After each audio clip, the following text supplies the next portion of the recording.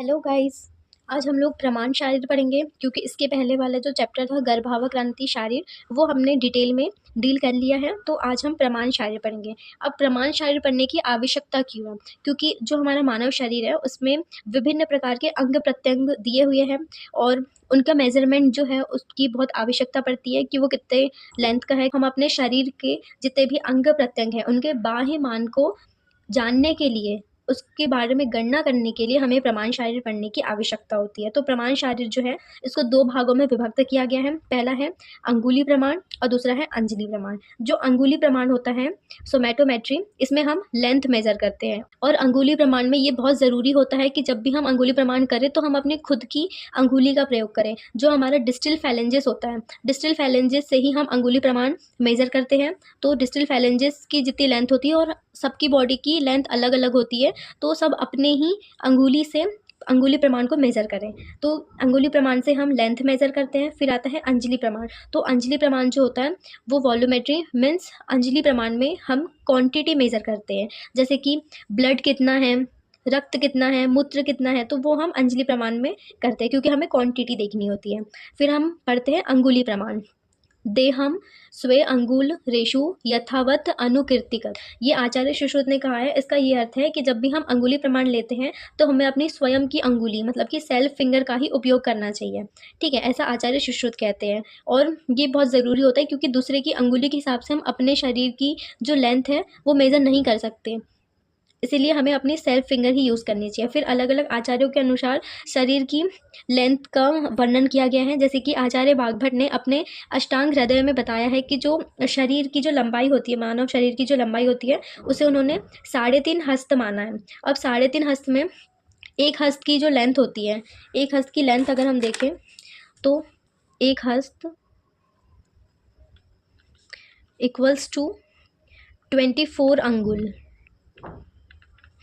एक हस्त में 24 अंगुल होते हैं। तो एक हस्त कहाँ से कहाँ तक होता है? जो हमारा एल्बो जॉइंट है, एल्बो जॉइंट से लेकर के मिडिल फिंगर के टिप तक के, यहाँ तक के जो लेंथ होती है वो 24 अंगुल की होती है और 24 अंगुल इक्वल्स टू एक हस्त, मतलब कि एक हाथ। तो ऐसे हमें 3.5 हस्त लेना है तो हमारे शरीर की लंबाई निकल जाएगी अष्टांग हृदय के अनुसार। फिर अष्टांग संग्रह के अनुसार शरीर की लंबाई होती है 84 अंगुल।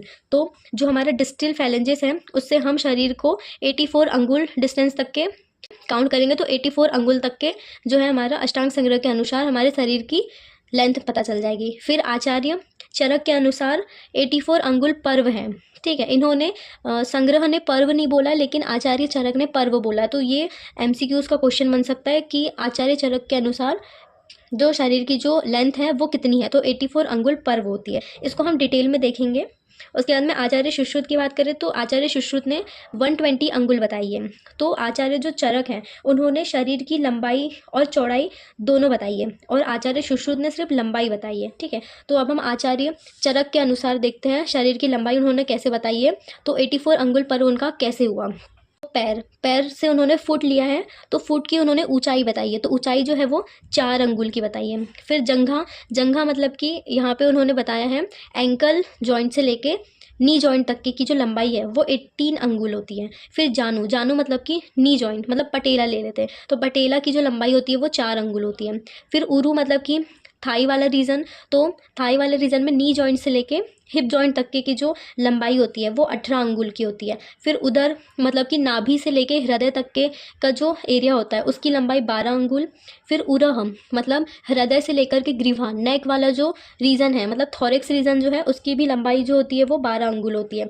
फिर ग्रीवा देखें नेक, तो नेक जो होती है वो 4 अंगुल होती है। फिर आनन का मतलब होता है माउथ, तो माउथ की जो लंबाई होती है वो 12 अंगुल होती है। तो इसको याद करना बहुत ईजी है, 4 18 12 12 4 18। ठीक है, तो उसमें से पैर जो है उसकी ऊंचाई दी गई है, बाकी सबकी लंबाई दी गई है। तो आचार्य चरक के अनुसार 84 अंगुल इतना होता है। 84 अंगुल में इन्होंने बताया है, इंच में देखें तो 63 इंच तक के होता है और आइडियल हाइट अगर देखें तो 5 फीट 3 इंच जो है इनकी आइडियल हाइट होती है आचार्य चरक के अनुसार। ठीक है, फिर आचार्य सुश्रुत की बात करते हैं तो आचार्य सुश्रुत ने 120 अंगुल दिया है तो इन्होंने सबकी सिर्फ लंबाई ही बताई है। तो इन्होंने पैर की, फुट की अगर लंबाई देखें तो फुट की लंबाई इनकी होती है 14 अंगुल। यहाँ पे जो है आचार्य चरक ने ऊंचाई बताई थी तो 4 अंगुल थी, लेकिन आचार्य सुश्रुत ने लंबाई बताई है तो लंबाई जो है वो 14 अंगुल की होती है। ठीक है, फिर जंघा देखें तो जंघा मतलब लेग, तो लेग की लंबाई 18 सेम ही है। जानू 4 सेम ही है। उरु 18 ये भी सेम है। फिर इन्होंने उदर और उरूह का नाम चेंज कर दिया। इन्होंने उदर बोल दिया और इन्होंने आचार्य सुश्रुत ने उदर की जगह पे नाभि से लेके हृदय तक के प्रॉपर मेंशन कर दिया। ठीक है, तो वो भी 12 है, सेम ही है।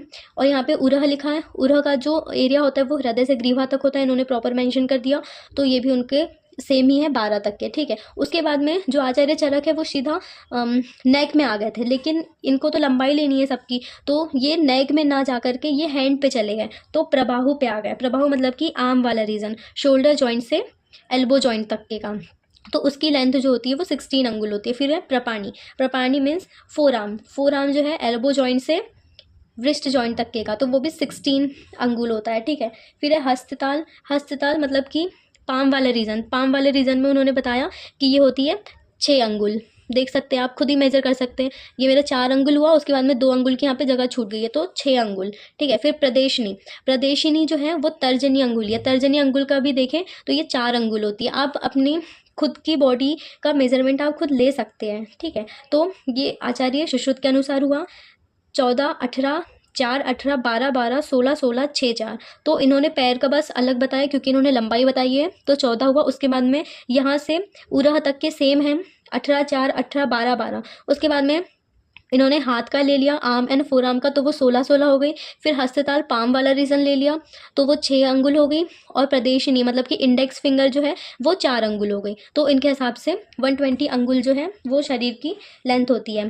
तो 120 अंगुल में 90 इंचेस होते हैं, और सेंटीमीटर में देखें तो 225 सेंटीमीटर्स तक होता है। और इनकी आइडियल हाइट होती है 7 फीट 6 इंच। ठीक है, 7 फीट 6 इंच जो है इनकी आइडियल हाइट होती है, और इनकी आइडियल हाइट होती है 5 फीट 3 इंच।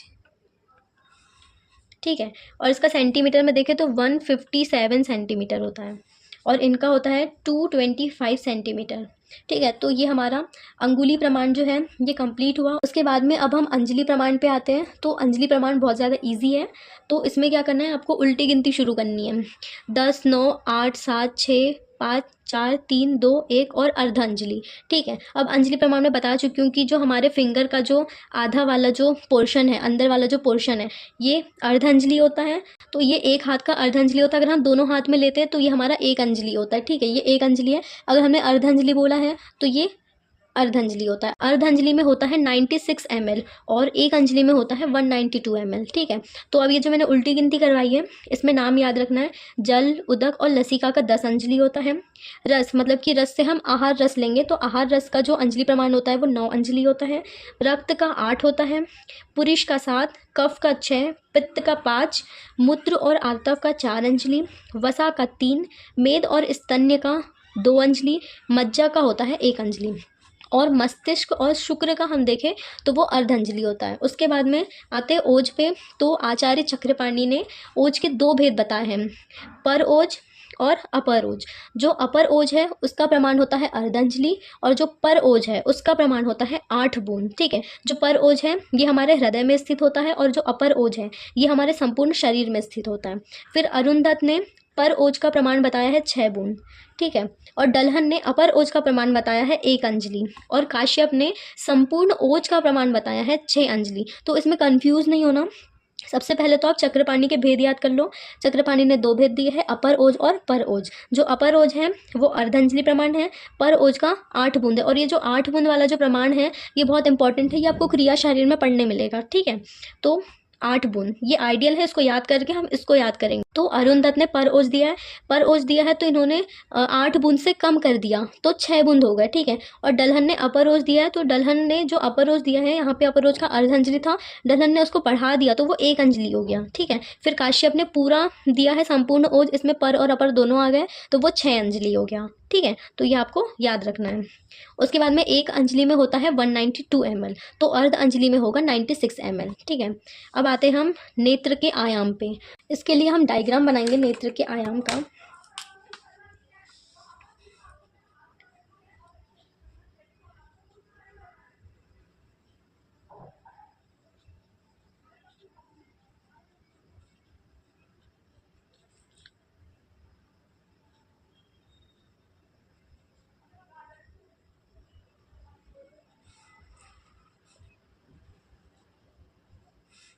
ये यहाँ पे नोज़ इसलिए बनाई है ताकि आपको पता चले कि कौन सा पॉइंट कौन सा है, ठीक है। तो ये हमारे नोज़ के पास वाला जो रीजन है इसको हम बोलते हैं कनीनक, मतलब कि इनर कैंथस, इनर कैंथस, कनीनक। और ये जो आउटर वाला होता है इसको बोलते हैं हम आउटर कैंथस,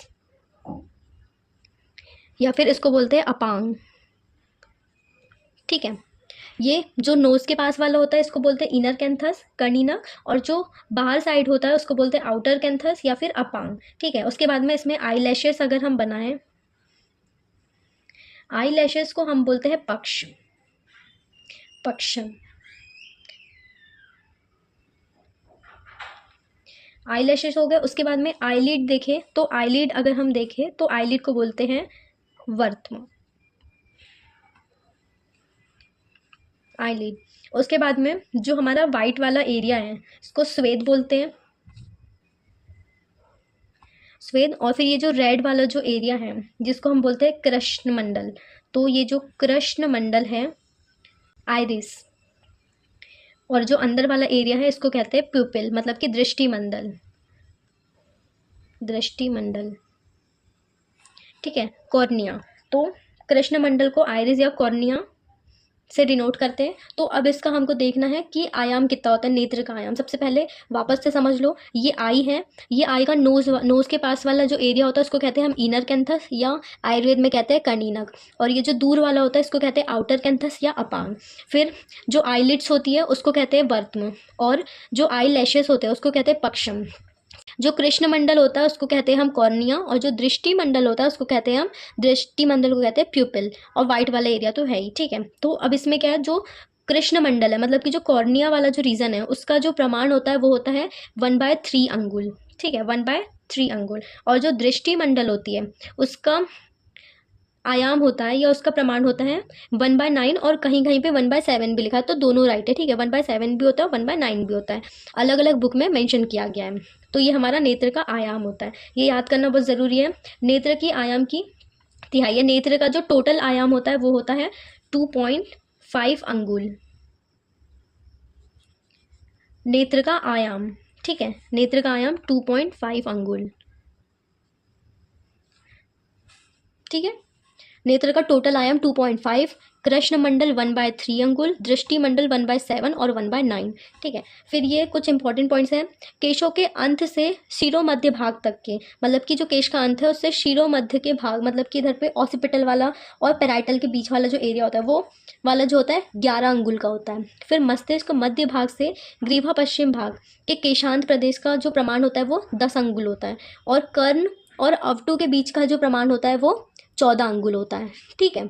तो ये हमारा कंप्लीट हो गया प्रमाण शारीर। प्रमाण शारीर बहुत छोटा सा चैप्टर था, इसमें हमें सिर्फ अंगुली प्रमाण और अंजलि प्रमाण को ही डिस्कस करना था। और जितनी चीज़ें बताई है सारे इंपॉर्टेंट हैं, इसके अलावा और भी बहुत सारे प्रमाण दिए हुए हैं बट वो उतना इंपॉर्टेंट नहीं है, इंपॉर्टेंट इतना ही है।